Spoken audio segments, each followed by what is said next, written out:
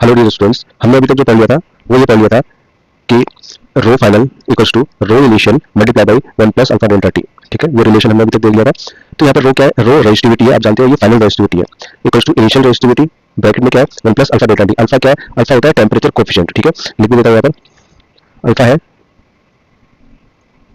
Temperature coefficient. ठीक है, temperature coefficient. और डेल्टा टी आपको पता है delta T change in temperature है। मल्टीप्लाई बाई एन अपॉन ए, अगर मैं दोनों तरफ एन अपॉन ए से मल्टीप्लाई कर दूं तो देखो मैंने अगले स्टेप में कर भी रखा है, एन अपॉन ए से यहाँ पर मल्टीप्लाई कर दिया, एन अपॉन ए से यहाँ पर मल्टीप्लाई कर दिया।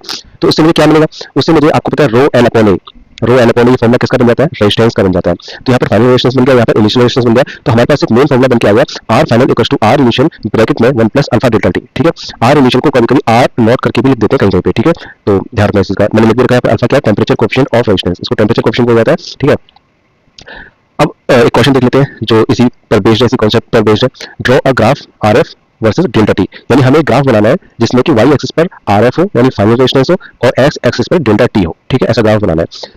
तो किस तरीके से बनाएंगे? हमको एक बात पता है पहले से कि R F equals to R I 1 plus alpha delta T, ये होता है। हम यहाँ पर अगर ब्रैकेट ओपन कर ले तो आर आई का मल्टीप्लाई इसमें भी होगा, आर आई का मल्टीप्लाई इसमें भी होगा। तो हमारे पास क्या बनेगा? R F equals to R I plus alpha R I delta T, यानी आर आई का हमने अंदर दोनों तरफ मल्टीप्लाई कर दिया, इसका इसमें और इसका इसमें। ठीक है, तो हमें ये मिल गया। अब ध्यान से देखिए, ये चीज प्रैक्टिस आपको पता लग जाती है करते करते कि ये इक्वेशन हमें किसकी तरह दिख रही है। ये देखने से इक्वेशन एक स्ट्रेट लाइन की इक्वेशन की तरह दिख रही है। ठीक है, और किसकी स्ट्रेट लाइन की इक्वेशन क्या होती है? y equal to M X plus C, ये होती है। ये y equal to M X plus C कैसे दिख रही है ये मैं आपको थोड़ा सा एक्सप्लेन करना चाहता हूँ। देखिए, हमने क्या बोला कि y एक्सिस पर क्या लेंगे? हम आर एफ लेंगे, x एक्सिस पर क्या लेंगे? डेल्टा टी लेंगे। ठीक है, तो जो आर एफ है वो किसका काम कर रहा है? वो y का काम कर रहा है। और डेल्टा टी किसका काम कर रहा है? x का काम कर रहा है, x एक्सिस। ठीक है, तो इस इक्वेशन के हिसाब से, इस वाली इक्वेशन के हिसाब से आप ध्यान से देखो, x के बगल में जो लिखा रहता है वो क्या होता है? m होता है। x के बगल में जो लिखा हुआ है वो क्या है? m है। और प्लस c करके जो लिखा हुआ है वो ये चीज क्या है? हमारे पास c है। तो ध्यान से देखो, आपको साफ पता लग रहा होगा ये इक्वेशन हमें y equal to mx plus c की तरह लग रही है, क्योंकि इक्वल टू यहाँ पर इक्वल टू लगा दो, यहाँ पर प्लस तो प्लस लगा दो। देखो y equal to mx plus c। ठीक है, हमें ये equation y equal to mx plus c की तरह दिखने लग गई, यानी कि इसका ग्राफ स्ट्रेट लाइन का ग्राफ बनेगा, ये हमें क्लियरली नजर आ चुका है। ठीक है, ठीक है, तो फिर आगे देखते हैं।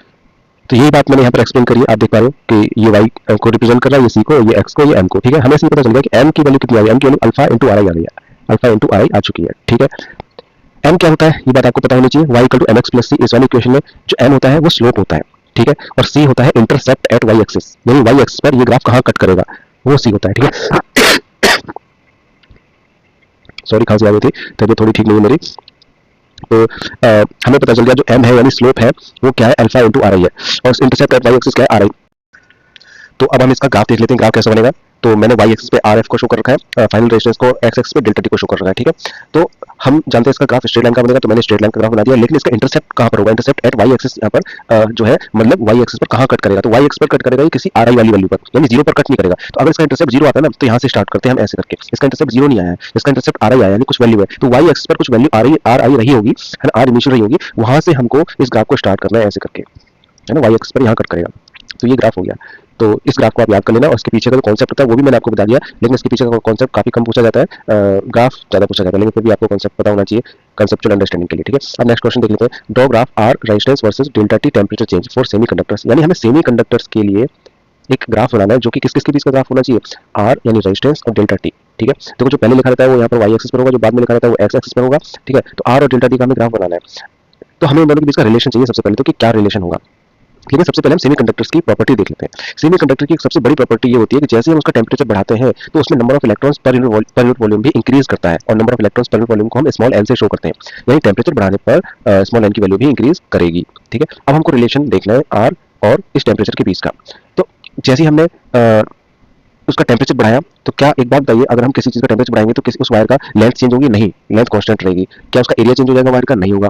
क्या मास ऑफ इलेक्ट्रॉन चेंज होगा? नहीं। क्या चार्ज ऑफ इलेक्ट्रॉन चेंज होगा? नहीं। तो ये चारों चीजें हमारे पास कांस्टेंट रहेंगी, तो मैंने लिख दिया एम एल ए, चारों हमारे पास क्या रहेगा? कांस्टेंट रहेगा, क्योंकि टेम्परेचर बढ़ाने से चारों पर कोई फर्क नहीं पड़ेगा। ठीक है, लेंथ पर, एरिया पर, इलेक्ट्रॉन के चार्ज पर और मास पर।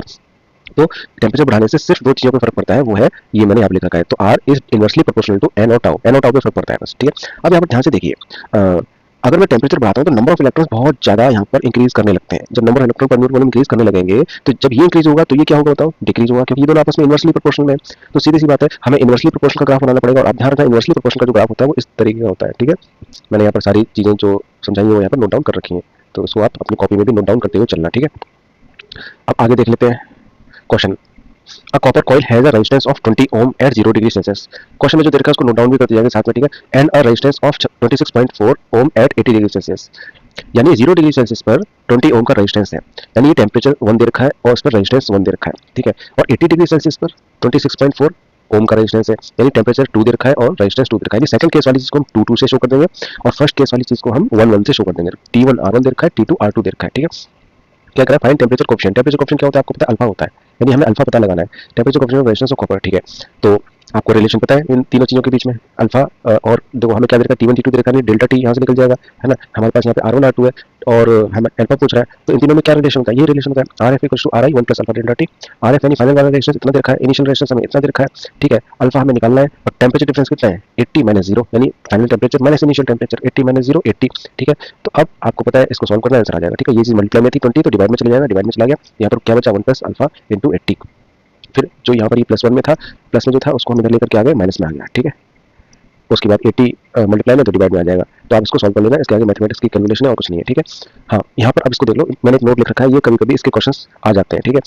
व्हेन टू रेजिस्टेंसेस, जब दो रेजिस्टेंस हो R1 एंड R2, ठीक है, having temperature coefficients alpha 1 and alpha 2, यानी अगर हमें R1 और R2 दे रखे हैं, उनके टेम्परेचर कोएफिशिएंट्स अल्फा 1 और अल्फा 2 दे रखे हैं और they are connected in series, ये बात इंपॉर्टेंट है। अगर वो दोनों सीरीज में कनेक्ट हैं तो इन सब में एक रिलेशन होता है, ये आपको ध्यान रखना है, इससे डायरेक्टली न्यूमेरिकल कभी कभी पूछ लेता है, ठीक है।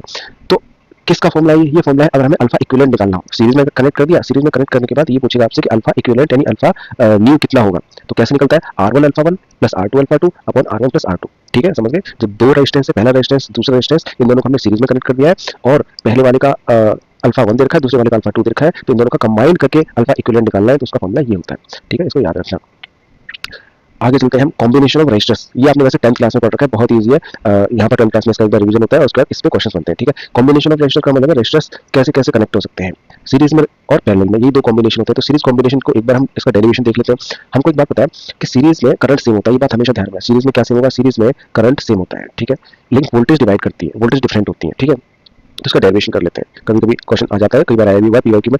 तो डेरिवेशन कैसे होगा, तो देखो हमने सीरीज में बना दिया सर्किट, ठीक है। ये हमारे पास पहला रजिस्टर है, ये दूसरा रजिस्टर है, इसका रेजिस्टेंस R1 है, इसका रेजिस्टेंस R2 है, इसकी वोल्टेज V1 है, इसकी वोल्टेज V2 है, ठीक है। और बैटरी से यहाँ से करंट निकला, तो करंट प्लस से निकलता है, प्लस से निकला, ये मैंने करंट की डायरेक्शन शो कर रखी है, हमेशा प्लस से करंट निकलेगा और ऐसे चलते चलते चलते चलते ये माइनस में चले जाएगा, ठीक है। प्लस से करंट बाहर निकलता है, माइनस में अंदर जाता है, ठीक है। अब आपको ये बात पता है पहले से, करंट पूरे सर्किट में सेम रहने वाला है, यानी आई रहने वाला है, यानी पहले वाले के लिए भी जो करंट होगा वो कितना होगा, I होगा, दूसरे वाले के लिए भी करंट कितना होगा, I होगा, ठीक है।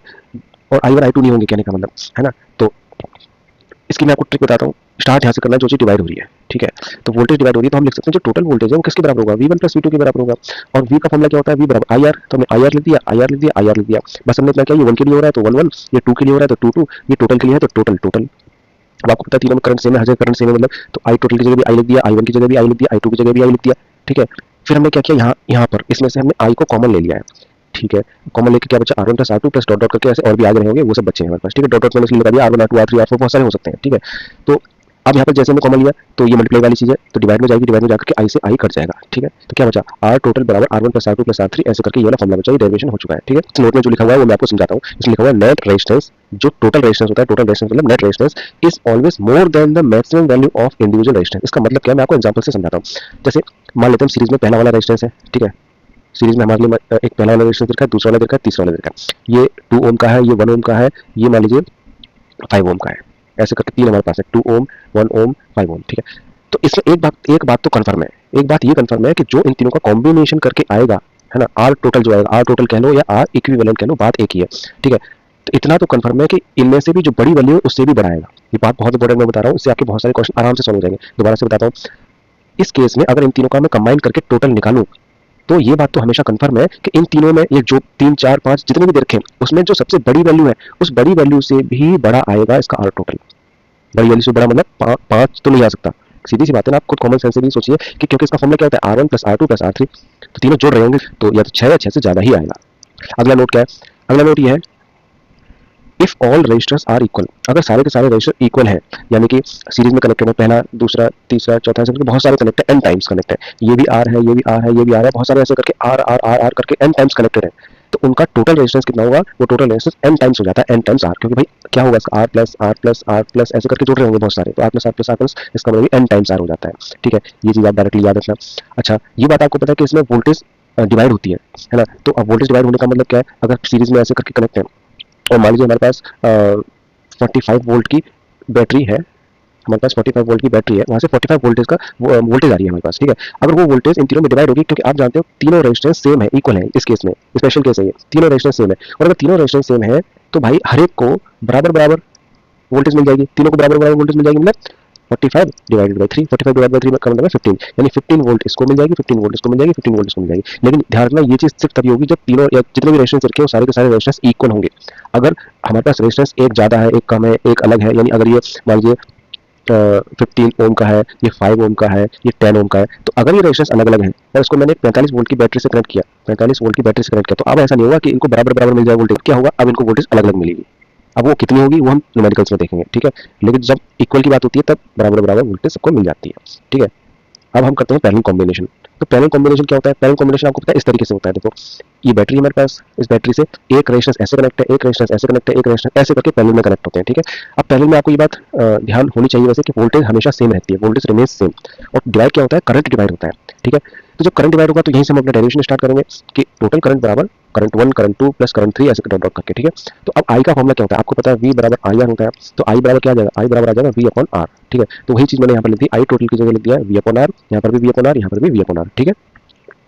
अब तीनों जगह हमने V अपॉन R लिख दिया, यहाँ पे टोटल की बात हो रही थी तो हमने यहाँ पे टोटल लिख दिया, यहाँ पे 1 1 की बात हो रही थी 1 1, और यहाँ पे सेकंड की बात है तो 2 2, ठीक है। अब आपको पता है वोल्टेज इसमें सेम होती है पैरेलल में, तो टोटल वोल्टेज भी V हो जाएगी, V1 भी V हो जाएगी और V2 भी V हो जाएगी, ठीक है। और फिर यहाँ पे हमने V को कॉमन ले लिया, तो अंदर बचा 1 upon R1 plus 1 upon R2 plus 1 upon R3 ऐसे करके, फिर V से हमने V को काट दिया, ठीक है, क्योंकि सेम था इसलिए। तो हमारे पास क्या बचा 1 upon RT 1 upon R total बराबर 1 upon R1 plus 1 upon R2 plus dot dot dot करके ऐसे आगे चल जाएंगे। तो हमारे पास ये फॉर्मूला डिराइव हो चुका है, ठीक है। इसमें भी नोट वाली चीज ध्यान रखेंगे कि वही एग्जाम्पल लेकर के मैं आपको बता रहा हूँ, अगर ये मान लीजिए 10 ओम का है, ये 1 ओम का है, ये 5 ओम का है, ऐसे करके तीन पैरेलल में कनेक्ट है हमारे पास बैटरी से, ऐसे करके तीन रेजिस्टर पैरेलल में कनेक्ट है।